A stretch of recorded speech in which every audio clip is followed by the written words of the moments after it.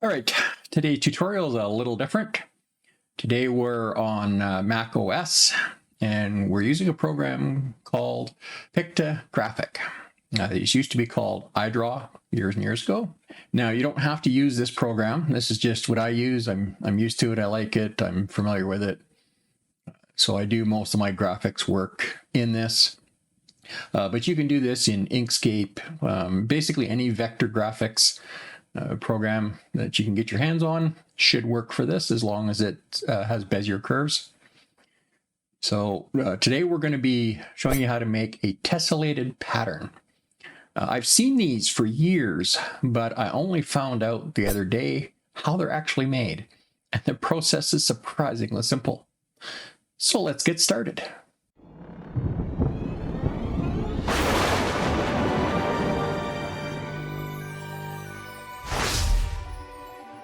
This is Fuzzee Tutorials, and I'm Fuzzee D.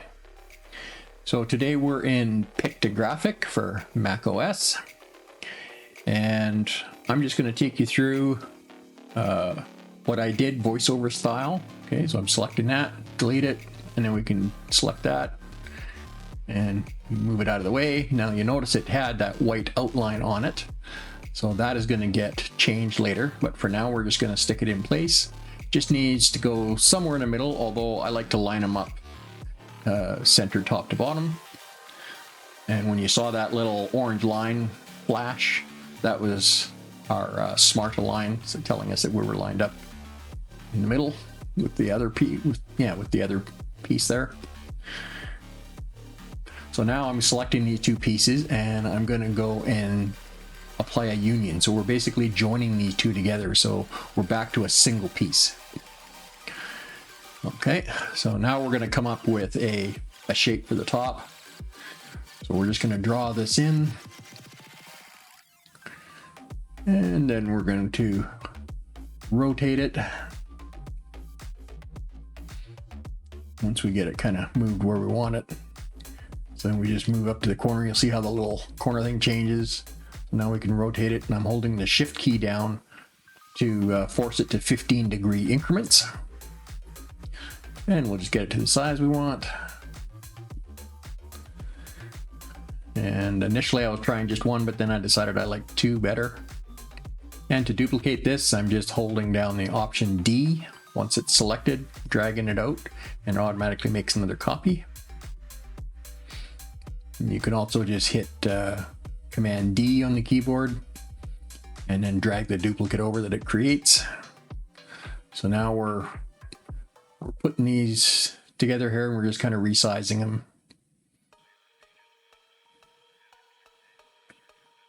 Now when you're picking multiple items, you need to hold the shift key down on the keyboard.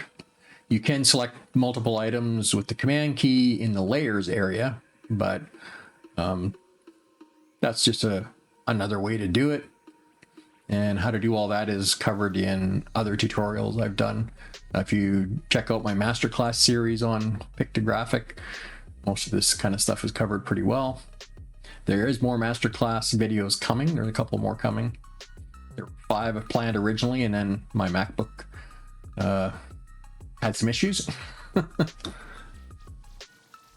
So we just have to kind of work around those now when we do Mac-based tutorials, which is why it's being done this way.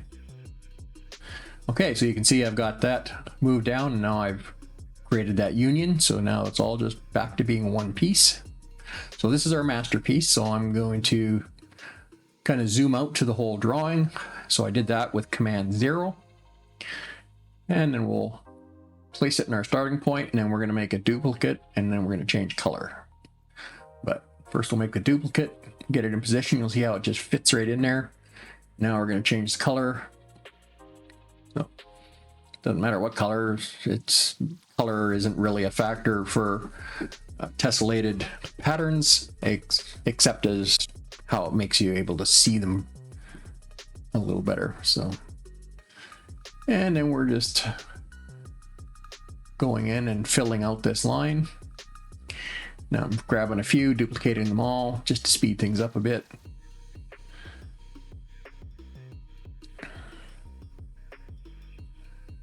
And this last one in the row. And now you'll see there's a couple little white gaps in there, so we're gonna have to go back and just fine tune that so they're all fitting nice. You could zoom in, but I'm so used to this program, I kind of know what I'm doing here. So I'm nudging just by using the arrow keys on the keyboard. So we're just grabbing groups of them so we don't increase spacing as we're adjusting. So now we're just gonna grab the whole line and we're gonna duplicate it once we've got it kind of positioned where we want it. So we're gonna get those lined up, and to get the color still opposite each other, we have to do this, and I need to just nudge it in place a little better before we move anything else. Okay, so now I can grab that one on the right end and move it over to the left end. So we've got our color variation. And just change the color to match what we need. Okay. So now we're just going to select these two rows, copy them, and get our pattern filled out. So we're almost there.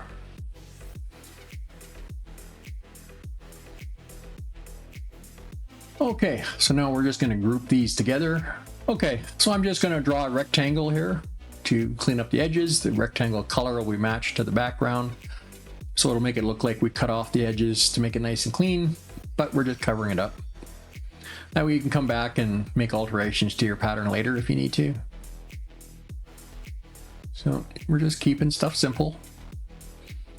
You can make it as fancy as you want. I'm just showing you how it works and how to put it together. Now we're just duplicating that rectangle, dragging it to the other end. And then we're going to duplicate it again. And then I'll just rotate it 90 degrees. Once again, I'm using the shift key to, when I get close, to lock it into 15-degree increments. And then we'll just position it and resize it. So I'll bring it back when we're ready to add some text. And before you notice it and start typing away in the comments, I realize, yes, I misspelled tessellated.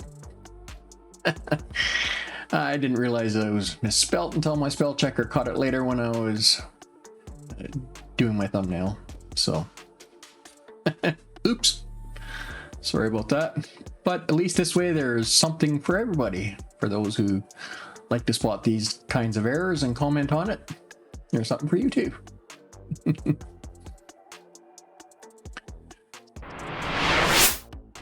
Okay, so we got our text all figured out.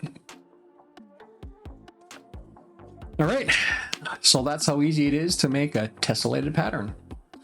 Now, if you want to see more little tutorials like this, specifically for Mac OS, make sure you drop a comment below and let me know, and maybe give me some ideas of what you're looking for, and we'll see what we can do.